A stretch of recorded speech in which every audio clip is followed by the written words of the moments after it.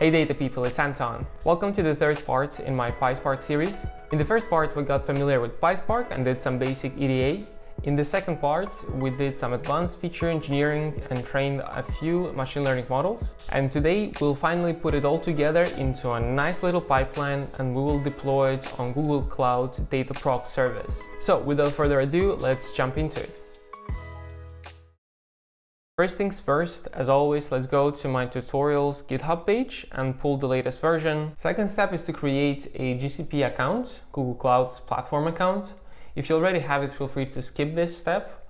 Alternatively, navigate to the consolecloudgoogle.com and you will see an option to either register or to log in. Every Gmail account has a free trial associated with it, so if you still have this available, feel free to use it. Now follow the steps to activate the account. This time I'm going to be using a default project. It's just called my first project and it has a unique ID here, but feel free to create a new one if you want. You'll know that we were successful at activating. If you can see here, I have a free trial active, and then you'll see how much of this free credits you've spent, and you'll see some default recommendations and some products to try out. Once you have it all activated, we need to enable a few APIs. So we can do this by going to this dashboard menu, navigation menu, and then go to the APIs and services. Now, if you click on library, you'll be able to see all the applications that you can use in Google Cloud. So in here, search for DataProc. That's going to be the service that we'll be using, not the DataProc meta service, just the API. There we go. So Cloud DataProc API, as you can see, I already have it enabled, but you'll need to click the enable button to get it activated. Second service we'll be using is a Google Cloud Storage. It's already activated by default, but just double check that it's all working. Here you will see probably no buckets if you haven't used it before, but just make sure that it's working for you fine. And we can close the recommendations. And that's it with the setup. So you have the code, we have the Google Cloud services activated, and now let's look at the code. When you navigate to the folder, go directly to the pipe.py. This is going to be the main file that runs our pipeline. It's basically a combination of all the steps we did in the previous videos, with the exception of two new things. First thing is going to be usage of a UDF, or a user-defined function, to make a train test split based on the IP address. And then the second new thing is going to be hyperparameter tuning using a library called Hyperopt. You can see I'm importing it here. So let's go through this script step by step and I can walk you through these new parts. First things first, let's go through the imports. Here I'm importing all the basic stuff with the exception of Hyperopt, that's for hyperparameter tuning. And then I'm also importing a few utility functions that I've got by refactoring some of the code we covered previously. So if you're interested in checking it out more in detail, you can just click on it and see what's happening there, but the code should be familiar to you. Then we are reading a config file. In this case, it's called GCS config, so that's for the Google Cloud, or we can replace it also with just config.yaml, and that's going to be for the offline usage. I really like using YAMLs to parameterize my pipelines, because in this case, I don't need to specify all the arguments that needs to be inputted by the user, but instead I can just have a file that has all the parameters that I want to serve as inputs to my pipeline, and then it just reads them in and then it just applies them to the pipeline. When we navigate to the config.yaml, you can see that here I'm specifying, for example, categorical features, I'm specifying the names of numerical features, I'm also specifying which values should be used to fill the NAs, and then I'm also specifying a few input and output directories. Furthermore, for the new stuff, I'm specifying if I want to do a random split. I'll show you a bit later what it means. And then I'm also specifying how many rounds of tuning do I want to do. This part is commented out because my laptop couldn't handle more data, but maybe if yours is a bit more powerful, then you can play with this locally and just add them to the file paths. Now, when we've read in our config file, I'm saving the numerical features and categorical features separately. And I'm doing this because I'm going to modify them a bit later on when I get the static columns, and I'll be able to drop them. So the numerical and categorical features will be changed. Everything else I don't save as a variable, and then I'm just going to be directly using it from the config file. Next step is to initialize the Spark session. That should be familiar to you. I'm calling it a local test. You can call it whatever you want. I'm setting log level to warn. This is to filter out all the information that it's going to throw at us. And now that the setup is done, we have our session, we have read in our config. So let's start with some data reading in and processing. This step should be also familiar to you. It's directly copied from the notebooks. I'm reading in the files and then I'm doing a few steps of pre-processing. For example, I'm changing the column names. I'm creating a label column called isBad, and I'm also pre-processing datetime into a timestamp.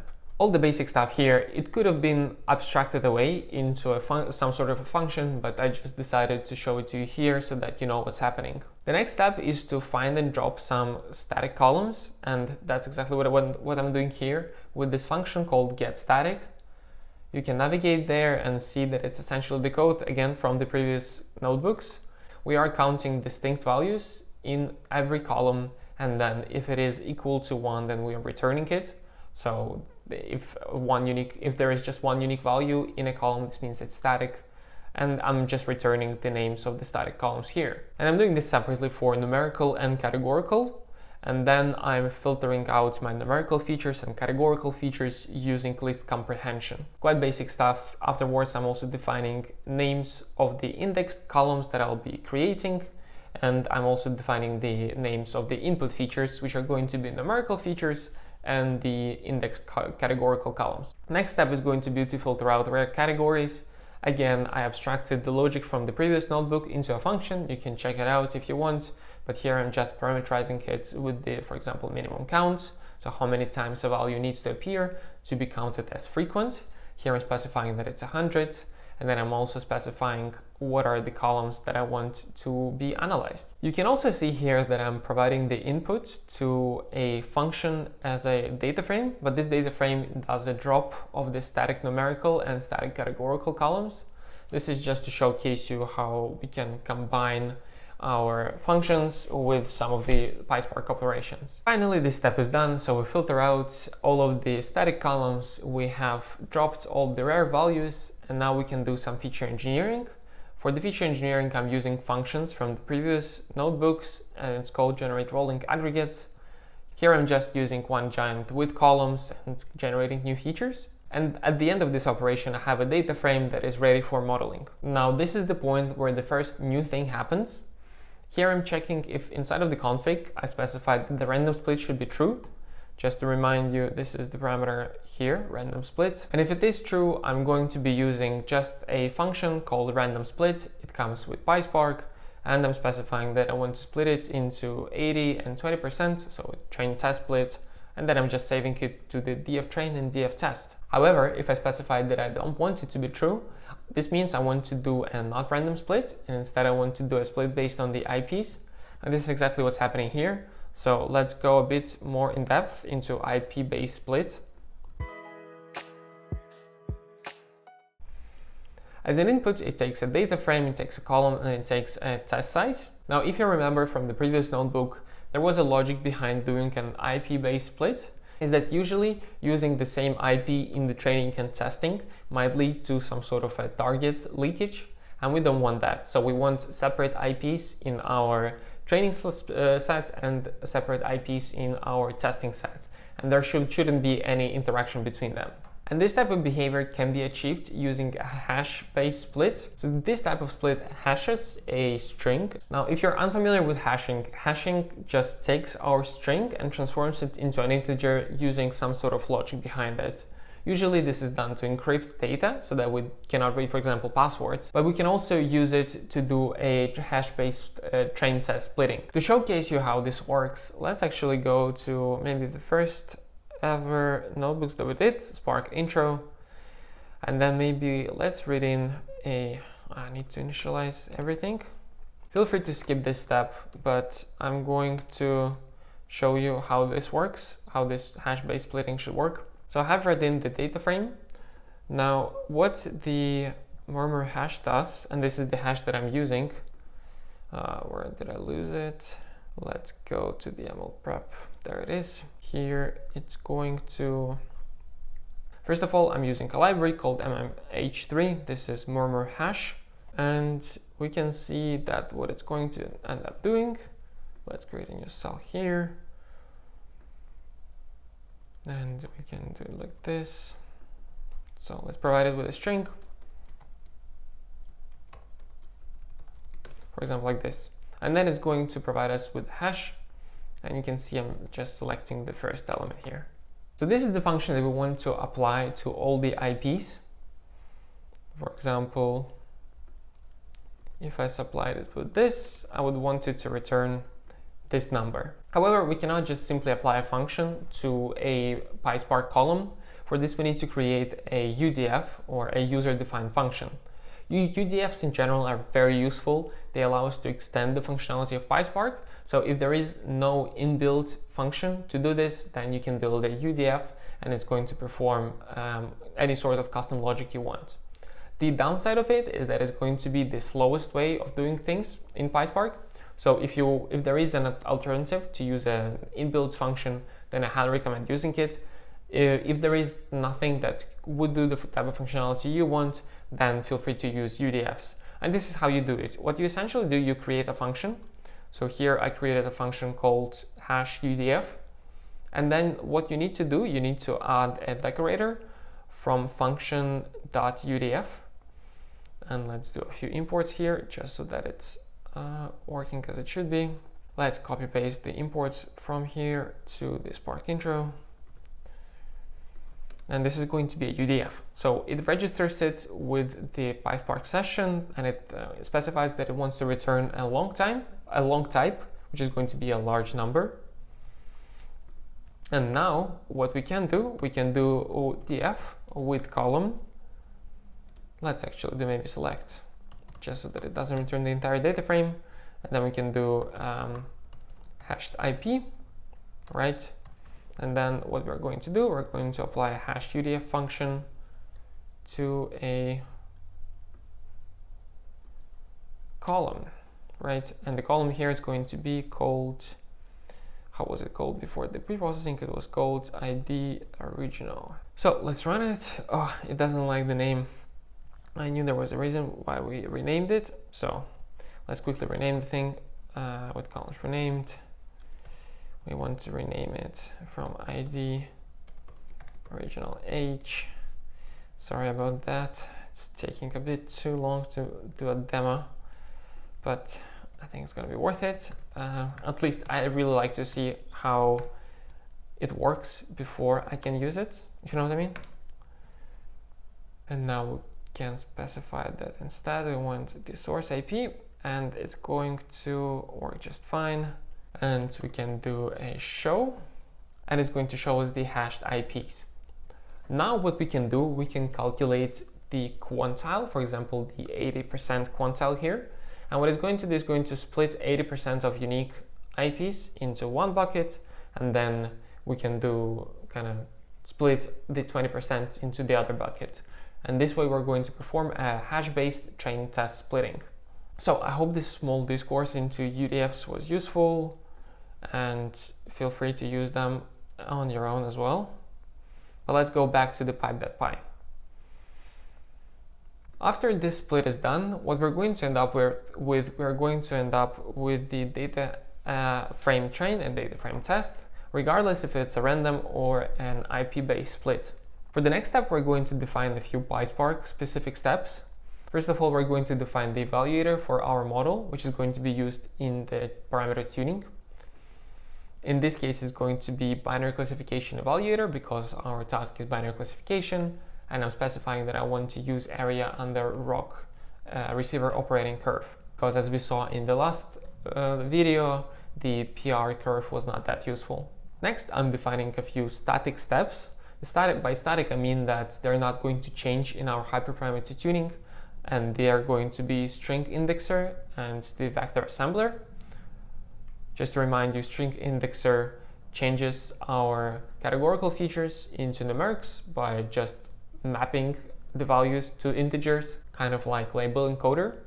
And then the vector assembler takes all of our features and puts them into a nice array that is going to serve as an input to our machine learning model. In the next step, I'm again checking my configuration file, and I'm checking if the number of tuning rounds is more than 0. If it is more than 0, then this means that I want to do hyperparameter tuning, and if it's equal to 0, then I don't want to. So if I want to, I'm doing another random split here into 80 and 20%, and this turns into the data frame train and data frame evaluation. Remember to not use a test set in the hyperparameter tuning, because this will lead to overfitting on your testing set. A very easy mistake to make. Then I'm specifying a search space for my Hyperopt. If you've never worked with Hyperopt, it's a Bayesian optimization library that allows you to specify a range of values instead of discrete values like Great Search does, for example. And this library optimizes this range by doing Bayesian optimization trials and finding the best combination of all the features. And the nice thing here is that it works nicely with PySpark, and you don't need to change anything if you wanted to use, let's say, a library that is not PySpark. After defining a search space, actually it's a typo here. This had to be an f string. There we go. So I'm just informing that the model is going to be tuned for the number of rounds that I specified. There we go. And then it runs the tune random forest function. We can go to this function, and what you'll find here is a quite basic Hyperopt code. And Hyperopt works by defining, first of all, the objective. And the objective for me is going to be to define the random forest classifier with the parameters that we provide. So they're going to be from the search space that we've specified. Then we put this random forest into the pipeline with the already predefined indexers and vector assemblers that you saw previously. Then we will fit it on the training data, predict the evaluation set, and then we will evaluate it based on the RockUC score. So we will return our score, and notice that here it's a minus because Hyperopt works by minimizing things, and we want to maximize our RockUC, so hence we need to apply a minus sign. It's kind of a trick to make it work the way that we want. Once we specify the objective, we can pass it to the minimization function, and we pass the function as the objective. Here, as the algorithm is going to be suggest. There is also a random algorithm, so if you want to do just random hyperparameter tuning, then feel free to use it, but this one is going to be a bit smarter. Additionally, I'm also specifying what's the number of rounds that it wants to run for, and as the output is going to return the optimal combination that gave us the highest RockUC score on the validation set. And that's exactly how I call it here. I call it best params. Notice that if we don't want to do any hyperparameter tuning, we'll be just pre-specifying that the number of trees is going to be 10 and the maximum depth is going to be 4. Finally, I'm defining the best random forest with the best parameters, doing the same thing I did in the tuning. So I'm specifying the pipeline, and then I'm fitting the training, and now I'm transforming the test set to see what is the final score that I'm getting on my test set, and it's going to be printed out for us. And I'm also saving it to a pre-specified location that you can find in the config file. Make sure to change it if you want it to be something else. To run this pipeline locally, you could either press a run on this file, or you can do a Spark submit command, and then we specify what's the file they want to submit to our Spark service. Remember, it's going to be local, so it's going to be quite slow, probably slower than running it, let's say, using scikit-learn and pandas. What we wanted to achieve here is to have a small version of what we're going to be running in the cloud, where we'll be able to scale it at the level way beyond the local machine. A few things to note here is that for the sake of just time saving, I specified the tuning rounds to be 0, so this means I'm not going to be doing any hyperparameter tuning. And for the random splits, I also specified this as true, because there is one fraudulent or one malicious IP address per file. And for this, again, sake of time saving, I'm just specifying one file as an input. This means that I cannot do a hash-based train test splitting using just one bad IP address, because this means that only training set will contain the malicious IP address, and our testing set is going to be useless. Now let's press run, and you will see it launching a session, Spark session. You can go to this location and see the progress, or alternatively you can see the logs here.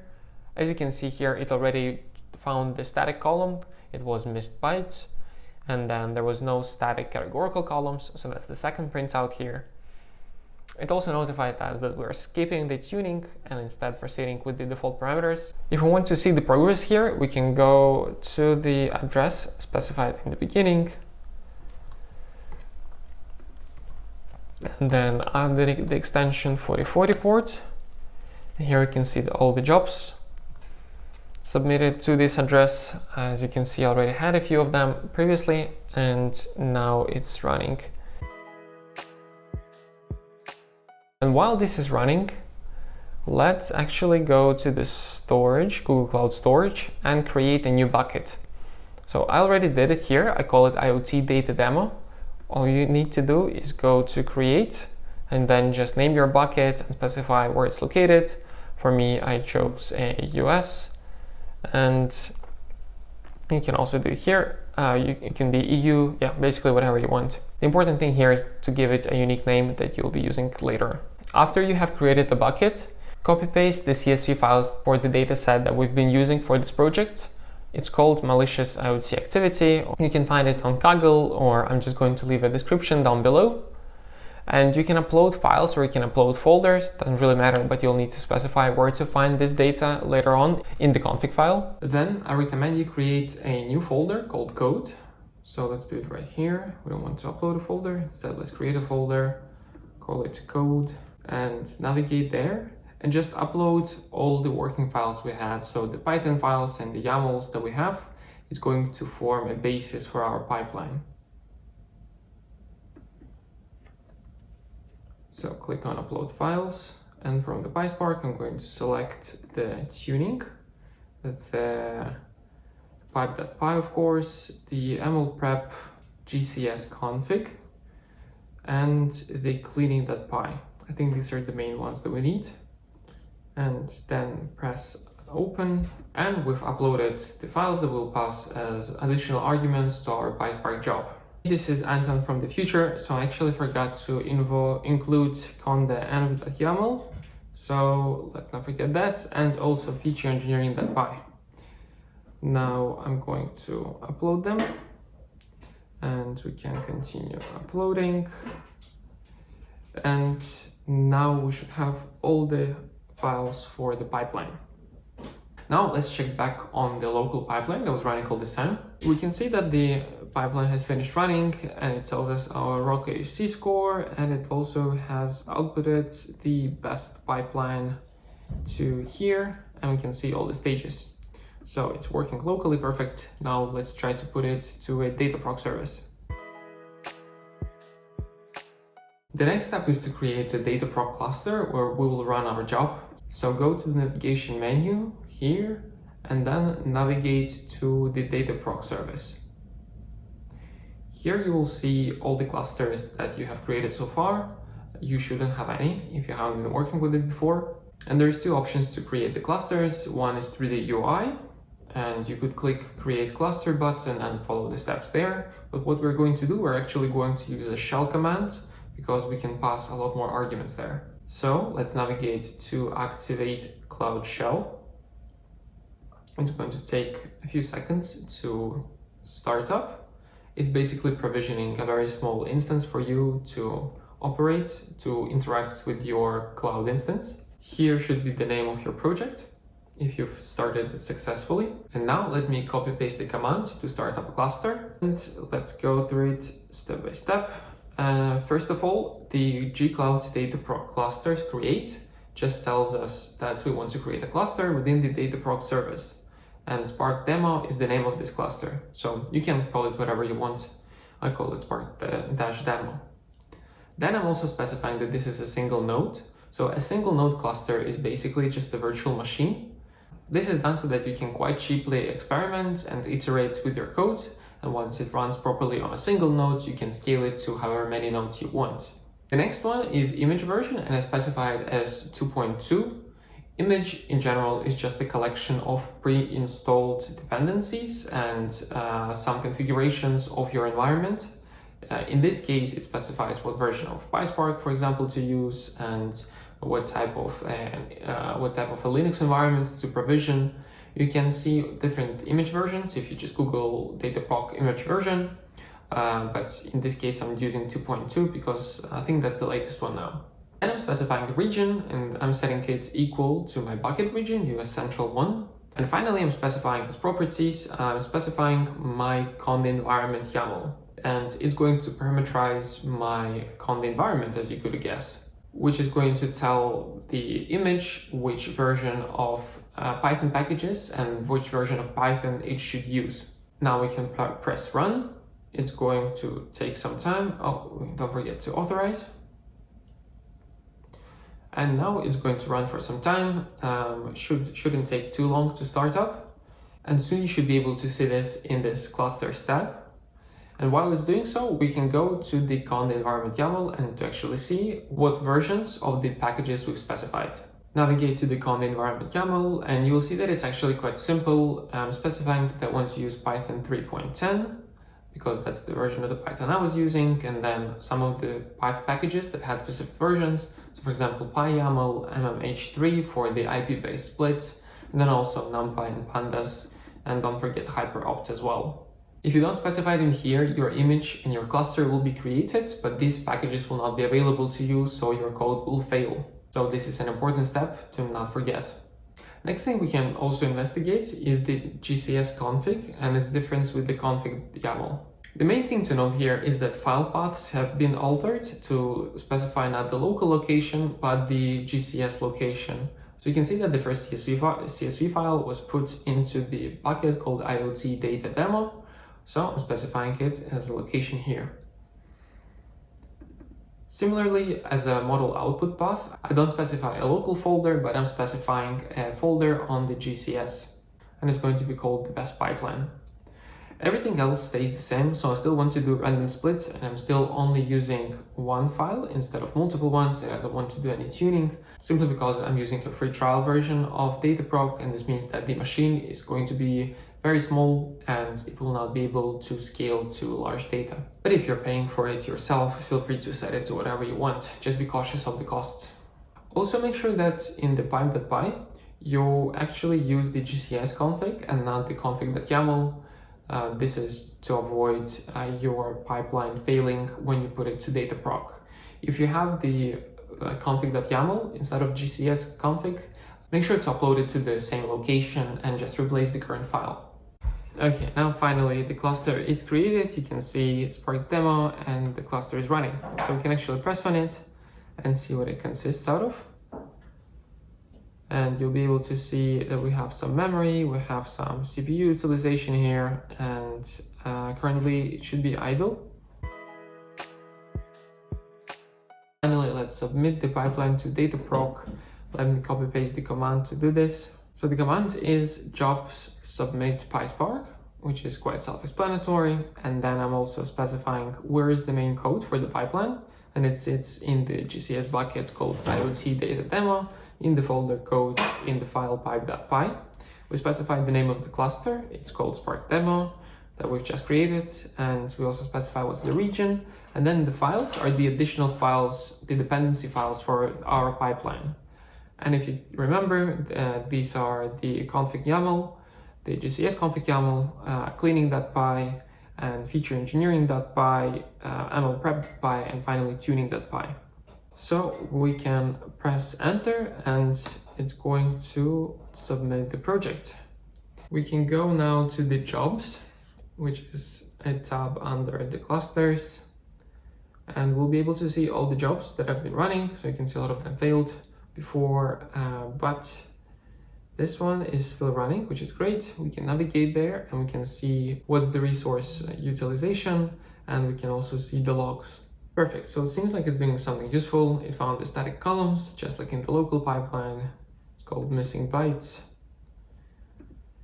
And now let's wait until it finishes running and if it gives us the same result.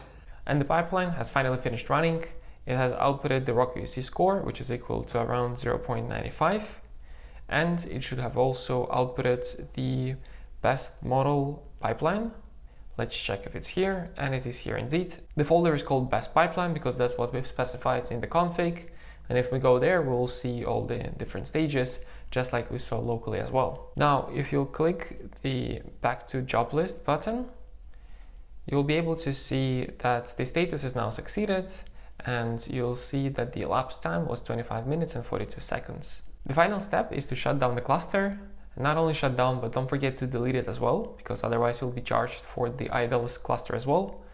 So to do this, we can simply select it and press the delete button, press confirm, and it's going to start the deletion procedure. So that's it for today's video. I hope you enjoyed it. Today we covered a lot of ground. We saw how to use UDFs, aka user-defined functions. We found out how to use Hyperopt to tune our PySpark models. We finally put all these steps into one coherent pipeline, and we managed to deploy it on a Google Cloud DataProc service. This is a no small achievement, so pat yourself on the back.